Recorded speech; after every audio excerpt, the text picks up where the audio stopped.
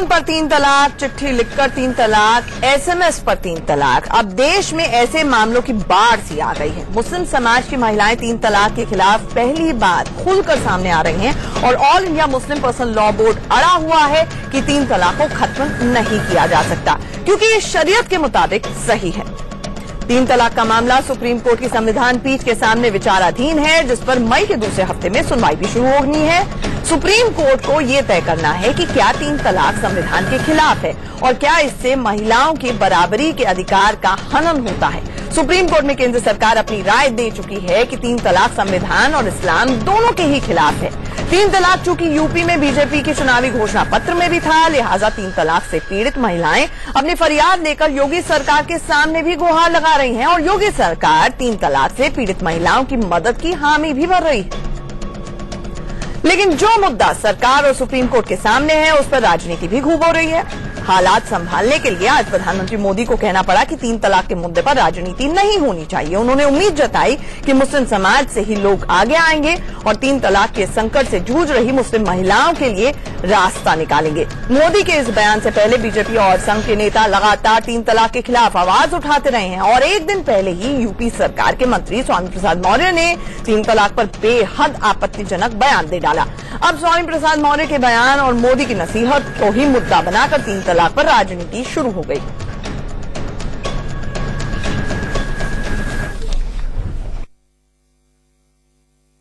कि 3 तलाक के संकट से गुजर रही हमारी माताओं बहनों को भी बचाने के लिए उसी समाज से लोग आएंगे और मैं मुसलमान समाज के लोगों से भी आग्रह करूंगा कि इस मसले को राजनीति के दायरे में मत जाने दीजिए। आप आगे आइए, समस्या का समाधान कीजिए और वो समाधान का आनंद कुछ और होगा। आने वाली पीढ़ियों तक उससे ताकत मिलेगी। 3 तलाक के मुद्दे पर ये बड़ा मुद्दा है। भारतीय जनता पार्टी मुस्लिम महिलाओं के साथ खड़ी है जो अकारण बेवजह और मनमाने तरीके से जब चाहा तलाक दे दी। तलाक का कोई आधार नहीं, कोई अपनी हवस को पूरा करने के लिए लगातार पत्नियां बदलते रहने का काम करे, अपने ही बच्चों को, अपनी ही पत्नी को सड़क पर भीख मांगने के लिए मजबूर कर दे, तो स्वाभाविक रूप से इसे ना आप अच्छा कहेंगे न कोई दूसरा अच्छा कहेगा। कुछ और भी समस्याएं हैं मुस्लिम महिलाओं की, उनके बारे में भी पीएम थोड़ा सा बयान दें। गौरक्षक जिन घरों को बर्बाद कर रहे हैं, उनमें जो माएं अपनी औलादें खो रही हैं, जो बीवियां अपने शौहर खो रही हैं, उन मां बहनों से भी तो कोई हमदर्दी करें। गुजरात में जिन खानदानों को फना कर दिया, आज भी वो बर्बाद खानदान भी कत्याला लिए कर रहे हैं। कुछ उन बहन बेटियों के बारे में भी सोचिए। पलटी मार गया है और बीएसपी से गया है बीजेपी, तो नया मुल्ला है तो जोर जोर से प्याज खा रहा है और इसका कोई मतलब नहीं है। तो मोदी जी हर जगह अपनी बात को ऐसी रख देते हैं। ये सारी चीजें उन्होंने यहाँ पर जो कहा है वो किसी और उनका निशाना रख के उन्होंने किया है, तो ये हमेशा वो करते आए हैं और वो करते रहेंगे। सुप्रीम कोर्ट में आज पिटीशन है, वो पिटीशन मुस्लिम महिलाओं की तरफ से ही है। तो ये तो सब जानते हैं कि जब मुस्लिम समाज के अंदर से आवाज उठ रही है और सुप्रीम कोर्ट में गए हैं और पहले भी कई कोर्ट पिटीशंस हुए हैं जिसमें कोर्ट ने ये कहा है कि एक तरफा जो ये ट्रिपल तलाक है वो गलत है। लेकिन खेद की बात ये है, जब भारतीय जनता पार्टी के नेता इसके बारे में बोलते हैं, वो मुस्लिम महिलाओं की तरफ उनके अधिकारों के लिए नहीं सोच रहे हैं। 3 तलाक का मुद्दा जो है वो कोई मुद्दा ही नहीं है। मुसलमानों में 3 तलाक के केसेस बहुत ही कम होते हैं और खैर जितने भी होते हैं उनको भी कंट्रोल करने के लिए पर्सनल लॉ बोर्ड ने ऑलरेडी कोड ऑफ कंडक्ट अभी जारी किया है और उसका पॉजिटिव असर देखने को मिल रहा है। इस उम्मीद के साथ कि इस मसले को मुसलमानों ही के ऊपर छोड़ दिया जाएगा और मुसलमान खुद इंशाअल्लाह उस मसले को हल कर रहे हैं और जल्दी से जल्द ही ये मसला हल भी हो जाएगा। जो औरतें मुस्लिम धर्म, मुस्लिम रीति रिवाज के मुताबिक निकाह करती हैं, उनको पहले से पता होता है कि तलाक कैसे होती है। तो ये कोई ऐसा नहीं है कि अचानक कोई बात हो जाती है। तो मजहब की चूंकि मामला है, मजहब की बात है, लिहाजा हमने तो पहले भी कहा कि मजहबी लोगों को इसको हल करना चाहिए। और जो औरतें अगर ये जानती बूझती हैं कि निकाह भी है, तलाक भी है, और फिर भी वो निकाह कर रही हैं, तो इसका मतलब ये कहीं न कहीं औरतें भी राजी हैं तलाक से, निकाह से। ये मुस्लिम कम्युनिटी का अपना मसला है। फैसला बोर्ड उसमें तमाम चीजें सुधार लाने की कोशिश कर रही है और उसने तमाम एजेंडे और मैनिफेस्टोज बनाए हैं कि किस तरीके से सोसाइटी और समाज से ये चीज खत्म हो। तो फैसला बोर्ड की हिमायत, हम जो उम्मीद थी प्राइम मिनिस्टर से, जो सबका साथ सबका विकास का जो उनका नारा है और जो अगले आने वाले दिनों में जिस नारे के तहत प्राइम मिनिस्टर चुनाव में आएंगे, तो इससे ये लगता है कि नहीं, वो मुसलमानों के भी हमदर्द हैं।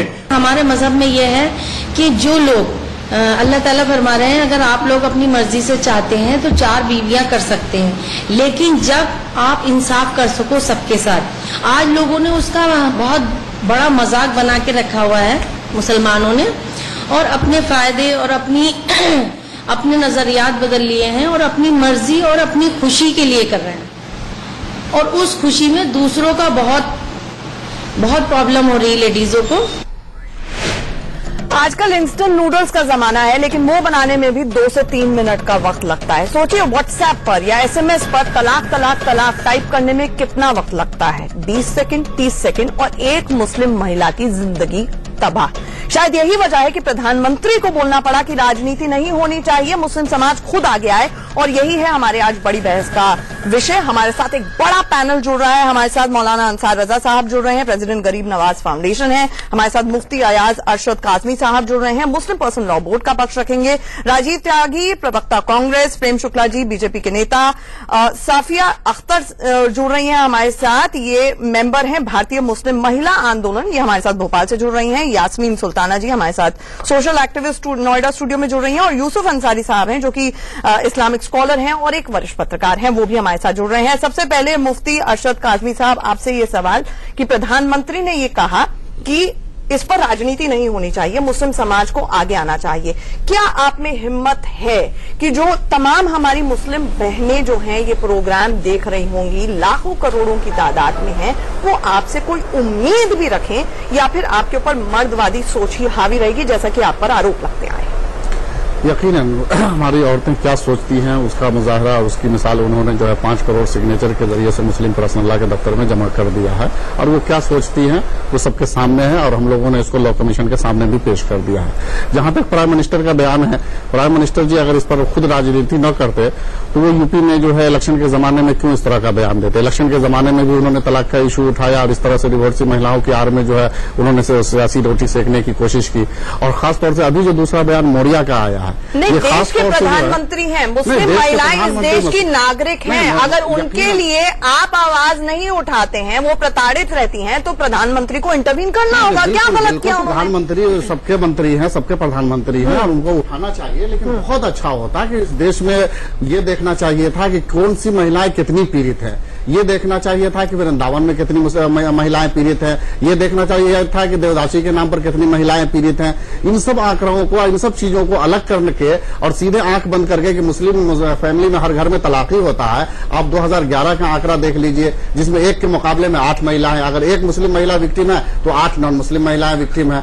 तो ये सब आंकड़ा आपके सामने रहना चाहिए। इस देश के अंदर टोटल 43% महिलाएं मैरिड हैं, जिसमें से अगर आप आंकड़ा निकाल लें तो हिंदू महिलाओं की जो ब्रेकअप का रेशियो है वो तकरीबन जो है 12 लाख के करीब आता है, और मुस्लिम महिलाओं का जो आता है ये आंकड़े कहीं पर कोई सेंटर मैकेनिज्म नहीं है, ये आंकड़े अलग अलग ऑर्गेनाइजेशन से जो उछालती रहती हैं, बहुत डिफिकल्ट है। ठीक है, मैं 1 मिनट में पहले राजनीतिक रिएक्शन आप भी तो एक्सेप्ट ये करेंगे ना इस बात में। अच्छा ठीक है, आप आप बहुत जल्दी, क्योंकि बहुत बड़ा पैनल है, बार बार आएंगे। मैं एक लफ्ज और कहना चाहूंगा, खास तौर से ये मौर्या जी ने जिस तरीके का अहमकाना बयान दिया है, ये खालिस उनके जहनी दिवालियापन की अलामत है। इस तरीके का बयान करके किसी को अपमान करना, मैं समझता हूँ कि उसको तो माफी मांगना चाहिए, फौरन इस्तीफा देना चाहिए। वो बड़ा बेतुका सा बयान है। प्रेम शुक्ला जी मुझे ये बताएं कि प्रधानमंत्री ने कहा, प्रेम शुक्ला जी एक सेकंड, प्रेम शुक्ला जी, प्रधानमंत्री ने कहा कि राजनीति नहीं होनी चाहिए। अहमक शब्द का प्रयोग कर रहे हैं टेलीविजन पर। अहमक से भी कोई बड़ा शब्द होगा हम उसका भी प्रयोग कर सकते हैं। अहमक शब्द का गलत प्रयोग कर रहे हैं। अहमक से भी कोई खराब शब्द होगा हम उसका भी प्रयोग कर सकते हैं। भाषा का संयम, ये गलत बात है। पूरी कम्युनिटी को कहें कि हवस का शिकार है, पूरी कम्युनिटी हमारी मुस्लिम पूरी कम्युनिटी प्रसाद मौर्य को गलत शब्द इस्तेमाल कर रहे हैं, खराब शब्द गलत बात है, गलत बात है। वो गलत इस्तेमाल है, आप भी गलत इस्तेमाल को क्वेश्चन शुरुआत में देखिए, यदि आप उससे असहमत हैं तो फिर आपको अहमद जैसे शब्द के प्रयोग का अधिकार कैसे? ठीक है, ये बयान है उसका इस तरीके का। काजमी साहब नहीं, काजमी साहब एक मिनट, आप भाषा का संयम खुद भी मेंटेन करके रखें। आप वैलिड पॉइंट अगर उठा रहे हैं तो प्रेम शुक्ला जी जवाब दें। अहमद शब्द का प्रयोग कर रहे हैं। जी नहीं, हम उसकी निंदा करते हैं और मैंने उनको बोल भी दिया है प्रेम शुक्ला जी, लेकिन उन्होंने एक वैलिड पॉइंट ये उठाया, जब प्रधानमंत्री कह रहे हैं, आप सुनिए ना, प्रधानमंत्री कह रहे हैं कि मुस्लिम महिलाओं के लिए, मुस्लिम जो महिला है, बेटियां हैं, उनके लिए मुस्लिम समाज को आगे आना चाहिए, इस मुद्दे पर राजनीति नहीं होनी चाहिए। बिल्कुल सही कह रहे हैं वो, लेकिन एक बात बताइए, न्याय दिलाने के लिए स्वामी प्रसाद मौर्य जैसे लोग आगे आ रहे हैं, क्या वही चेहरा है क्या बीजेपी का जो आगे आके ये कह रहा है कि मुस्लिम महिलाओं को न्याय मिलना चाहिए? इतना बेतुका बयान, राजनीति नहीं है तो क्या है? बिल्कुल नहीं, देखिए दरअसल जो है, जो स्वामी प्रसाद मौर्य का बयान पहले शब्द से लेकर अंतिम शब्द में एक हवस शब्द के अलावा, और उसमें भी आप इस तरह के, मैं आपको 1000 उदाहरण मुंबई शहर से देने को तैयार हूं, जहां पर तलाक जो है, बहुविवाह करने की जो स्थिति है, उसका मुख्य कारण जो है वो दूसरी महिला के साथ, एक महिला के साथ अन्याय और दूसरी महिला के साथ विवाह का जो परंपरा है, उसमें किसी पर अन्याय हुआ है।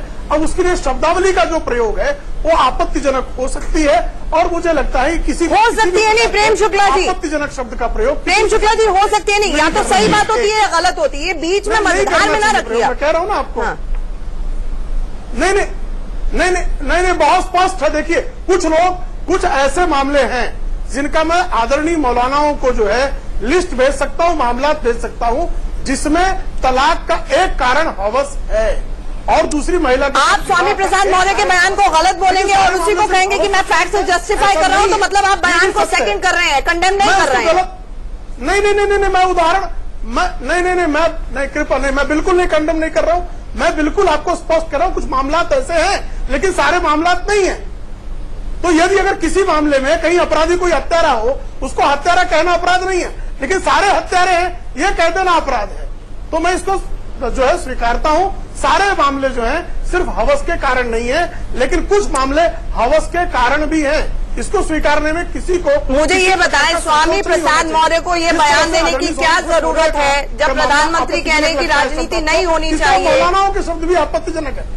नहीं, अगर एक विमर्श चल रहा है, नहीं आंचल जी, एक विमर्श चल रहा है, लैंगिक समता का एक विमर्श है, और जब समाज में उसका जो है समाधान निकल गया होता तो मामला सर्वोच्च न्यायालय नहीं जाता। मामला मुस्लिम पर्सनल लॉ बोर्ड जो है, जिस तरह से शाहबानों के मामले में सरकार को दबाव डालती है और राजनीति करके संसद में जो है एक अधिकार को छीन लिया जाता है और क्रिमिनल एक्ट में अमेंडमेंट कर दिया जाता है, तो मुझे लगता है कि जब आप राजनीति कहीं शुरू करेंगे और जब आप न्याय किसी को नहीं देंगे और वो न्याय जब राष्ट्रीय विमर्श में आएगा तो बहुत सारे पक्ष उठेंगे और हर पक्ष में कुछ गलत पक्ष भी उठेंगे, कुछ सही पक्ष भी उठेंगे। संकट यह है कि समाज, जैसे सती प्रथा, हमारे यहाँ राजा राम मोहन राय खड़े हुए, सती प्रथा का विरोध किया, अमेंडमेंट आया, कहीं भी कोई कुरीतियां हो, यदि समाज स्वयं खड़ा हो तो राजनीति को अवकाश ही नहीं रहेगा। राजनीति आती कब है? जब समाज जो स्वयं जो है न्याय के प्रति अपने आप को जो है समर्पित नहीं करता। ठीक है, ऐसे मैं बाकी पैनलिस्ट के पास जाऊंगी, लेकिन एक क्विक रिबटल में ले लेती हूँ। कासमी जी, उन्होंने कहा कि ये नौबत ही नहीं आती अगर मुस्लिम समाज मुस्लिम महिलाओं की सोच लेता, लेकिन दुर्भाग्यवश ऐसा नहीं हुआ। अब नौबत आ गई है, मामला देश की सबसे बड़ी अदालत की चौखट पर है। दुर्भाग्यवश ऐसा नहीं हुआ, अब नौबत आ गई है, मामला देश की सबसे बड़ी अदालत की चौखट पर है और सरकार भी कह रही है अदालत में ऐसे नहीं पहुंचा है। एक सोची समझी साजिश और प्लानिंग के तहत इन लोगों ने पहुंचाया है। हम लोग तो इसको कोई इश्यू ही नहीं मानते। जी, सुप्रीम कोर्ट का नोटिस सबसे पहले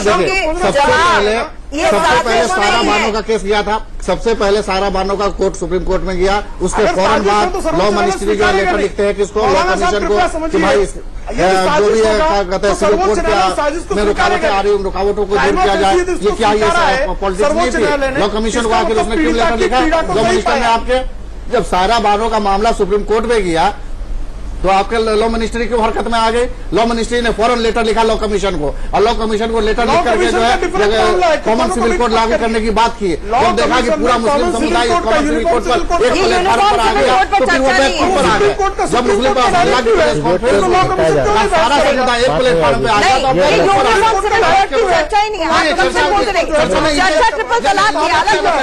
इन्होंने क्या चर्चा, इनका देखिए इनका लेटर आज भी ऑफिशियली लोकतंत्र है, आप चर्चा हर विषय पे हो सकती है।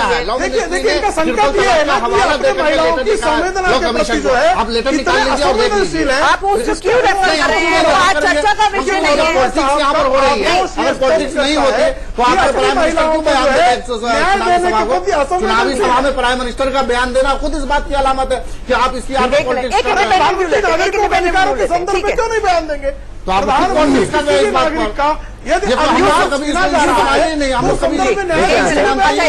एक मिनट का देखिए आंचल, मैं जो आज प्रधानमंत्री नरेंद्र मोदी ने बात कही है कि मुस्लिम समाज को इस मामले में खुद आगे आना चाहिए, और ये उम्मीद जताई है कि समाज से एक बड़ा तबका आगे आएगा इस बुराई को दूर करने के लिए। इस प्रधानमंत्री के इस बयान का मुस्लिम समाज को स्वागत करना चाहिए, क्योंकि प्रधानमंत्री का यह बयान उनके पिछले तमाम बयानों से उलट है। पहले वो ये कह रहे थे कि साहब सरकार इंसाफ दिलाएगी मुस्लिम महिलाओं को। आज पहली बार प्रधानमंत्री की तरफ से बात कही गई है कि मुस्लिम समाज खुद आगे आकर इसका निराकरण करे। हम लोग इसी पक्ष में है।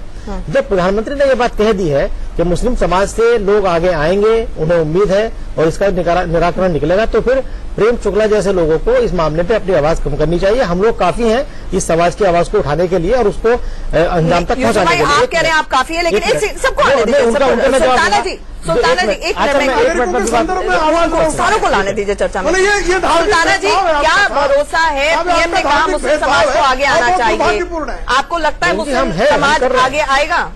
मुस्लिम पर्सनल लॉ बोर्ड आपकी सुनेगा? मुझे ये लगता है कि किसी को भी इसका फायदा नहीं उठाना चाहिए। ये स्टेटमेंट जो उन्होंने दिया है, प्राइम मिनिस्टर साहब ने जो स्टेटमेंट दिया है वो बहुत अच्छा स्टेटमेंट दिया है, और उन्होंने जो ये बात कही है कि हमारी सरजमीन ही इतनी खूबसूरत है कि यहीं से लोग निकल के आएंगे, और मुस्लिम जो है वो इंडियन हैं और अपने जो पॉलिसियां हैं पर्सनल लॉ बोर्ड पे भरोसा है कि वो आपकी आवाज उठाएगा? वो मुस्लिम पर्सनल लॉ बोर्ड मुझे सुप्रीम कोर्ट में जाकर सवाल होने दीजिए, जो सुप्रीम कोर्ट में जाकर ये कहता है अच्छा है ट्रिपल तलाक का प्रोविजन है, नहीं तो हो सकता है गुस्से में आके पति पत्नी को मार दे, अगर उसके पास ये ऑप्शन भी ना हो। जैसे तंदूर कांड हुआ था। नहीं वो हुआ, ठीक है, उसमें सजा हुई कि नहीं हुई? मिसाल दी है और क्या उसमें सजा हुई कि नहीं हुई? 2011 में जो है नहीं, तो आप ये मिसाल देंगे गैर कानूनी अगर ट्रिपल तलाक नहीं हुआ तो गैर कानूनी के अंदर जलाया 2011 में। आंकड़ा निकाल करके देख लीजिए कितने लोगों को डॉरी के तहत जला दिया गया, कितने लोग मारे गए हैं। अगर वो तलाक का आंकड़ा अलग होने का न हो तो गलत तरह से पेश कर रहे हैं। गलत तरीके 2011 के जनगणना के आंकड़ों के हिसाब से बोलने की है तो अपनी बात कीजिए। देखिए इरादा सिद्ध करता है। एक लाइन में प्लीज जी, सबके पास 2011 के जनगणना के आंकड़ों के हिसाब से मुस्लिम समाज में हिंदू समाज के मुकाबले ज्यादा तलाक होती है। तलाक कम है, मुस्लिम समाज में 5.5 है और हिंदू समाज में 8.5 है। आंकड़ों में नहीं जाते। 5 का जो रेशो है वो सेपरेटेड का है बगैर तलाक के हिंदू समाज में, और मुस्लिम समाज में वही आंकड़ा 4.8 का है। मुस्लिम समाज में तलाक समाज में 1.8 का है। कम से कम खेल मत कीजिए, ये आंकड़े गलत पेश किए जा रहे हैं, यूसुफ जी इसका कोई मतलब नहीं है। मैं सीधे अपना सैफिया अख्तर जी के पास भी जाना चाहूंगी। मैम, आपको क्या कहीं ना कहीं मुस्लिम पर्सनल लॉ बोर्ड से या मुस्लिम समाज से अब उम्मीद भी है कि जिस तरह से प्रधानमंत्री ने कहा कि समाज के लोग खुद आगे आएं, महिलाओं के लिए आवाज बुलंद करें, आपको उम्मीद भी है?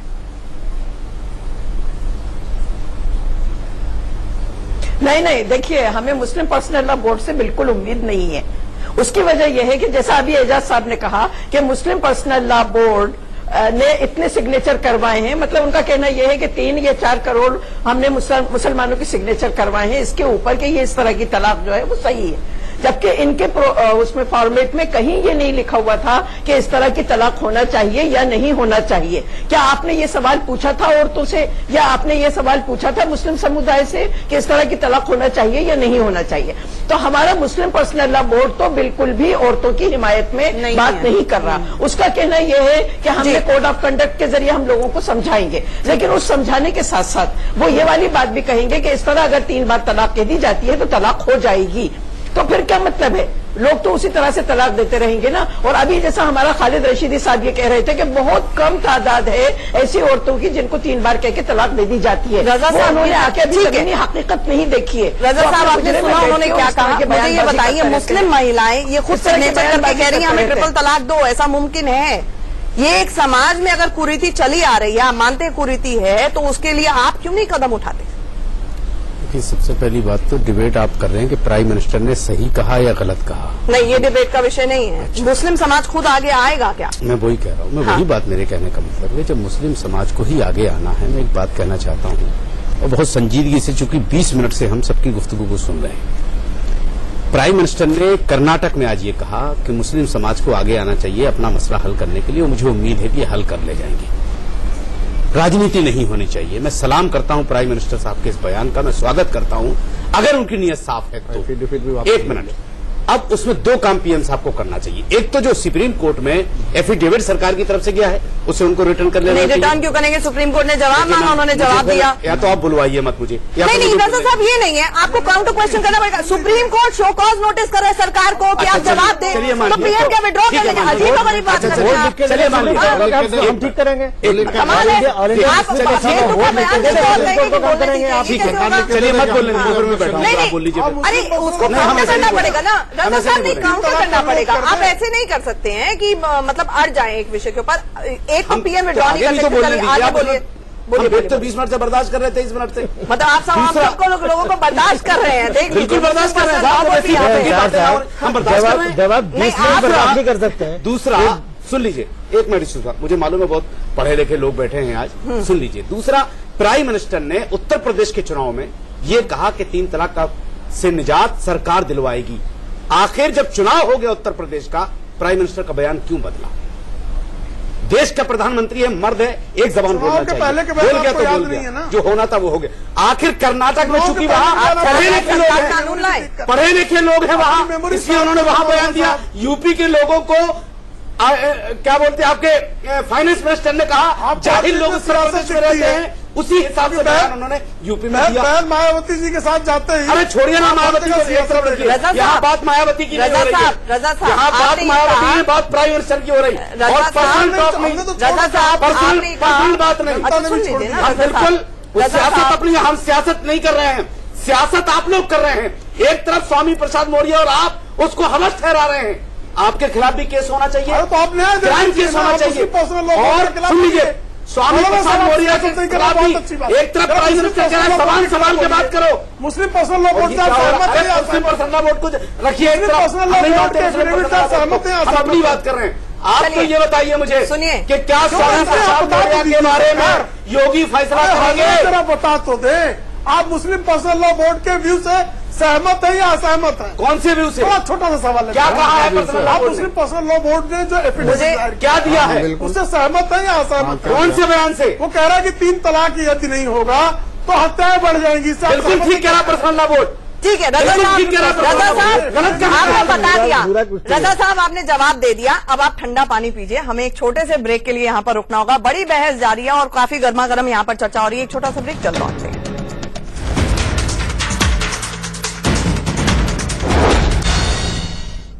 दाल में नमक कम तो तलाक, चाय में चीनी कम तो तलाक। इतना आसान होता है तलाक देना, और यही वजह है कि आज हम बड़ी बहस भी कर रहे हैं कि प्रधानमंत्री ने कहा है कि मुस्लिम समाज को ही इसमें अब आगे आने की जरूरत है।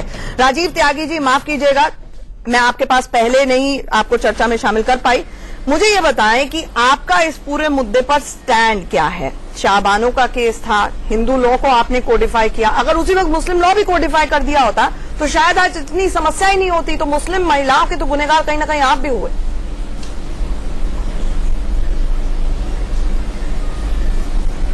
चलिए आंचल जी, मुझे बहुत अच्छा लगा कम से कम आपने हिंदू महिलाओं को कोडिफाई करने को लेकर के तो कम से कम कांग्रेस को श्रेय दिया।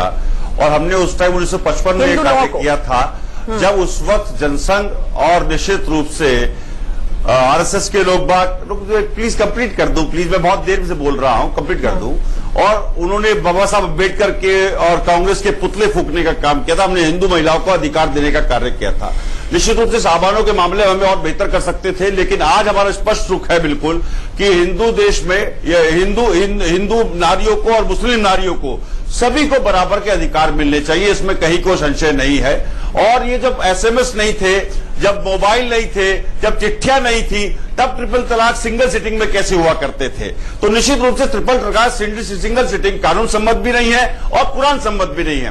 35 सूरह आयत जो 28वीं है उसको अगर पढ़ ले तो निश्चित रूप से मुस्लिम महिलाओं का और मुस्लिम जो उलेमा है उनका भी दिमाग साफ हो जाएगा उससे। और निश्चित रूप से वो कहेंगे कि हाँ, कुरान सम्मत ट्रिपल तलाक सिंगल सिटिंग नहीं है, क्योंकि कुरान में भी तलाक के मामले में नहीं, आप तो खैर पढ़ के आते हैं हमेशा, आप तो हमसे पढ़ के आते हैं। अभी तो आपने हिंदू मुल्क भी कह दिया है तो आप उसका जवाब नहीं दे पाए। अभी तो कांग्रेस ने हिंदू मुल्क भी कह दिया है उस 5 करोड़ महिलाओं के उस पर। बता दीजिए ना, अरे जवाब दीजिए ना मौलाना, भाग्य मत इधर उधर भाग्य मत, जवाब दीजिए। मैं अपना पूरा कंप्लीट करूं उसके बाद जवाब दीजिएगा।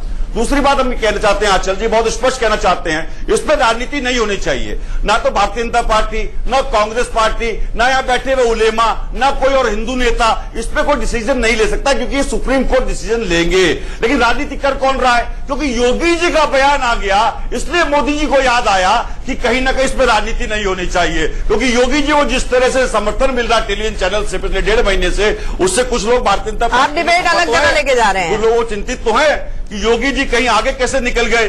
तो निश्चित रूप से अरे 3 तलाक पर रहिए ना भाई, आप डिबेट कहीं और लेके जा रहे हैं। प्रेम शुक्ला जी जो लपोलवाब निकला राजीव शुक्ला जी की बात का, उनका कहना यह है कि हिम्मत है। प्रेम शुक्ला जी, अच्छा राजीव जी आप ही का सवाल पूछते हैं, हिम्मत है तो सरकार कानून लेकर आए, ये तक कह दिया राजीव शुक्ला जी ने कि हमारा स्टैंड क्लियर है। हो सकता है समर्थन भी दे दें आपको संसद के अंदर, लेकिन आप ला नहीं सकते क्योंकि मामला सुप्रीम कोर्ट में। ये सिर्फ राजनीतिक बयानबाजी होती है आपकी तरफ से। जवाब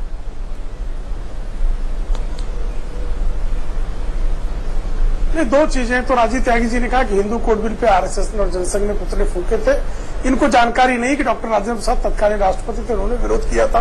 पुरुषोत्तम दास टंडन जी ने भी किया था और उन्होंने ये कहा था कि सारे लोग सारे धर्म सर मुझे पूरी जानकारी है। अम्बेडकर साहब ने कांग्रेस के पुतले फूकने का काम भारतीय जनसंघ ने, डॉक्टर राजेंद्र प्रसाद ने विरोध किया था, ऐतिहासिक रूप से डॉक्टर राजेंद्र प्रसाद ने विरोध किया था। कृपया सुनने धैर्य से सम्मानित कांग्रेस और बीजेपी में मत आक्रोश का त्याग करो। और देखिए बीजेपी ने क्या किया था उस टाइम, जनसंघ ने क्या किया था, हिंदू महिलाओं को उनका अधिकार, अच्छा लगा मुझे, अच्छा लगा हिंदू महिलाओं को उनका, इस देश को हिंदू राष्ट्र कह रहे हैं, अधिकार संसाधनों को अल्पसंख्यकों का पहला अधिकार क्या कर रहा था। आप हिंदू राष्ट्र कह रहे हैं और मौलाना अंसार रजा उससे बताइए ना प्लीज। आप हिंदू राष्ट्र कह रहे हैं, आप लड़ जरूर ले, लेकिन अभी किस तरह की बयानबाजी कर रहे हैं आपका समझ नहीं आ रहा है कि कांग्रेस का कौन है, बीजेपी का कौन है। क्योंकि मेरा मकसद यहाँ पे ये है ये जानना कि मुस्लिम महिलाओं के साथ कौन खड़ा है। औरत ही सफर करती है सुल्ताना जी, ये आप इन दोनों को सुन रहे हैं, हमेशा दोनों में से कौन है जो ट्रिपल तलाक में राजनीति नहीं कर रही है? खाली राजनीति होती चली जा रही है। औरत हमेशा सफर कर रही है, औरत वहीं की वहीं है। आज प्रधानमंत्री का बयान दे दिया, अब वो फिर सब ले दे के उधर ही कोई सोल्यूशन नहीं निकलना है। बहस की बात आप सांप्रदायिक सोच के जो शिकार औरत जहाँ तक जिस तकलीफ से औरत गुजर रही है वो भी तमाशा बन के रह गई है। पार्टी क्या करेगी राजीव जी, जब हर मुद्दे पे इसी तरह सब जगह राजनीति हो रही है और उसके बाद में औरत ही सफर कर रही है, वो वहीं की खड़ी है। वो कहा जाए आप कौन से समर्थन कर रहे हैं? आप कुछ कर सकते हैं? औरत कहा जाए, एक तरफ पॉलिटिकल लीडर, एक तरफ मौलाना लोग, और भी कहा जाए। अच्छा यूनिफॉर्म सिविल कोड आपने बना लिया, कोई ड्राफ्ट है आपके पास? कोई ड्राफ्ट है आपके पास? अच्छा ड्राफ्ट दिखा दीजिए। चलिए सर एक बात बोलूं, मुस्लिम महिलाओं की कोई सुन लीजिए, आजादी को 70 साल हो रहे हैं, किसी ने सुनी नहीं उनकी। राजीव त्यागी जी, प्रेम शुक्ला जी, राजीव त्यागी जी, आप लोगों का माफ कीजिएगा, ऑडियो हमें कम कराना पड़ेगा।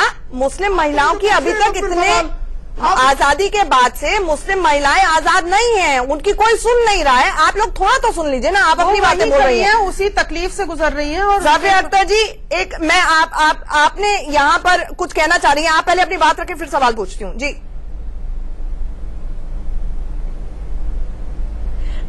जी देखिए, ये राजनीति का मुद्दा नहीं है, क्या पार्टी क्या कह रही है, क्या कर रही है, हमें इससे कोई मतलब नहीं है। ये मुद्दा है औरत की डिग्निटी का, उसके राइट्स का, उसके वकार का। दूसरी बात यह है कि ये कोडिफिकेशन की बात जब हुई है तो मेरे जो दो मजहबी ठेकेदार भाई बैठे हुए हैं, मेरा नहीं बोलना चाहिए आपको कि आज तक एप्लीकेशन मजहबी ठेकेदार का क्या मतलब होता है भाई? भरोसा किया, आप बुजुर्ग हैं, आपकी एहतराम कर रहे हैं, आपको मालूम है कि आपको जो बोल रहे हैं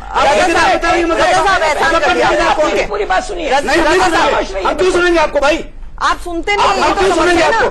आपका भाषण सुनने आए क्या? रजा साहब, हम नहीं सुनेंगे। रजा साहब, बिल्कुल गलत जुमले हम बर्दाश्त नहीं करेंगे। रजा साहब, गलत जुमले नहीं सुनेंगे। रजा साहब, आप डिबेट करें या न करें, नहीं सुनेंगे। आप पहले अपने अल्फाज वापस लीजिए के अंदर, पहले आप जुमला लीजिए। आप डरा रहे हैं उनको, इतना मुस्लिम महिलाओं को डराइए ना। क्या मतलब होता है भाई? आप इतना डरा रहे, बाहर जाके क्या करते होंगे? आप यहाँ पे इतना डरा रहे हैं, बाहर जाके क्या करते होंगे? गोली मार देते हैं जाकर के बाहर। महिलाओं यही करते हैं और क्या गलत है, बिल्कुल गलत है। ये गलत ये आप किस तरह की बातें कर रहे हैं? आप फिर से ठंडा पानी चाहिए, 1 मिनट ठंडा पानी पीजिए आप। चलिए ठंडा पानी आप की बात कर रही हैं। आप औरतों के ठेकेदार हैं क्या? अंसार साहब, उन्होंने भी जो भारतीय मुस्लिम महिला आंदोलन बना रखी है, इसका क्या ऑर्गेनाइजेशन है? पहले आप ये बताइए, आपने महिला आंदोलन आरएसएस का ऑर्गेनाइजेशन है या नहीं? आरएसएस का ऑर्गेनाइजेशन अच्छा हो गया, आपने सर्टिफिकेट दे दिया, कैसे कर सकते आपने आप लोगों ने आज छूट तो मैसेंजर पहले कर दी। अच्छा साफिया अख्तर जी अपनी बात हम साबित कर देंगे। आप उनको चैलेंज करते हैं, आपको साबित कर देंगे कि मुस्लिम महिला आंदोलन की तंजीम है, हम चैनल पर बोल रहे हैं, इंटरनेशनल चैनल पर। बात यह है कि भारतीय मुस्लिम महिला आंदोलन औरतों के हक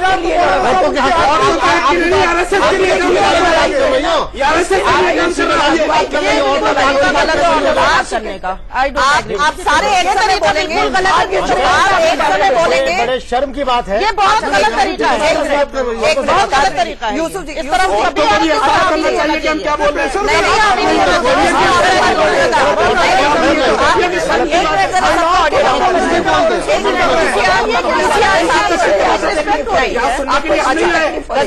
रजा साहब एक मिनट मुझे एक बात बताएं, ये औरतों का हम नहीं सुनेंगे, आपने ये सब भाषा का इस्तेमाल किया उनके लिए, मुझे इसके ऊपर सख्त आपत्ति है। नंबर 1, यहाँ पर लोकतंत्र है, सबको freedom of speech and expression है, सब अपनी बातें रखें। आपको गाली क्या दी है उन्होंने कहा कि ठेकेदार मतलब वो तर्क, ये ठेकेदार कहना गाली है क्या? बिल्कुल गाली है।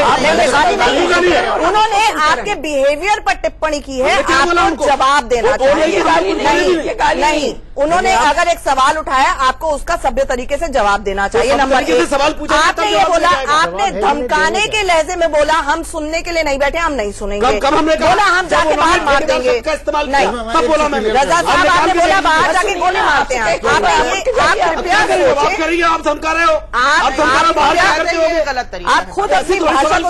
अच्छा 1 मिनट, अगर पीएम ने जो भी कहा, आज पीएम ने कहा कि मुस्लिम समाज को खुद आना चाहिए, एक न्यूट्रल वॉइस। अगेन यूसुफ जी, एक हम ना जब स्कूल में होते हैं तो न्यूटन्स लॉ ऑफ मोशन पढ़ाया जाता है, जैसे लॉ ऑफ इनर्शिया कहते हैं, यानी कि कोई एक चीज अगर एक गति से चल रही है तो उसी गति से चलती रहती है जब तक कोई उसे ना रोके, और रुकी हुई चीज है तो वैसे ही खड़ी रहती है।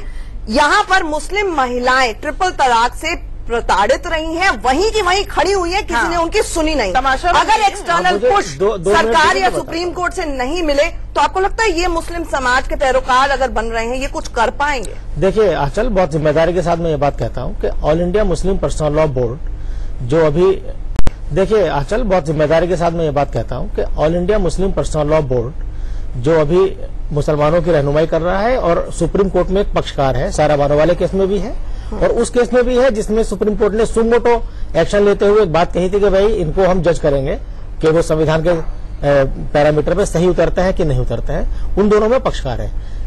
अभी साफिया जी ने भी कहा, यास्मीन ने भी कहा, और मेरा भी मानना यह है कि all India Muslim personal law board से मुसलमानों को बहुत ज्यादा उम्मीदें नहीं रखनी चाहिए, क्योंकि उनका रवैया शुरू से ही काफी अड़ियल रहा है और एक तरह से कहा जाए तो महिलाओं के खिलाफ।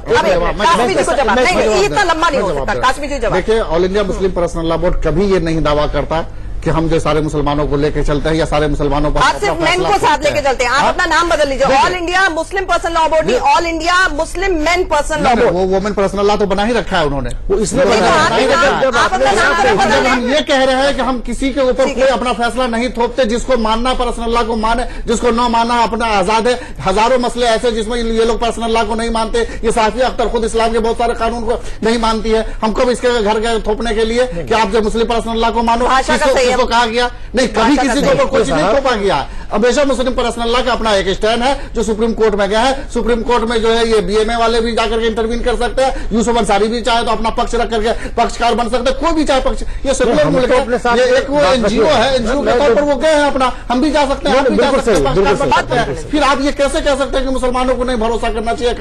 कब से मुस्लिम पर्सनल लॉ ने अपील की कि भाई सब हमारे पीछे चलो, पॉलिटिक्स करने की 5 करोड़ हमने मेहनत 5 करोड़ महिलाओं ने साइन नहीं किया। 5 करोड़ महिलाओं ने साइन किया, लोगों ने साइन किया। बोले उसको एतमाद था, आपको एतमाद है, आपने नहीं साइन किया। आप यूसुफ जी ने भी बोला आप पर विश्वास नहीं है, 2 महिला पैनलिस्ट उनको भी विश्वास नहीं है। ठीक है, रजा साहब मैं सिर्फ एक बात पूछना चाहता हूं प्रेम शुक्ला जी से।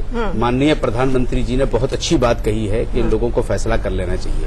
मैं प्रेम शुक्ला जी से ये पूछना चाहता हूं कि जब मामला कोर्ट में और 11 तारीख से रेगुलर सुनवाई होने वाली है, क्या प्राइम मिनिस्टर को ये बात शोभा देती थी कि तलाक के मसले पर वो बयान देते जबकि कोर्ट में मुकदमा चल रहा है? ठीक है, परफेक्ट। प्रेम शुक्ला जी जवाब।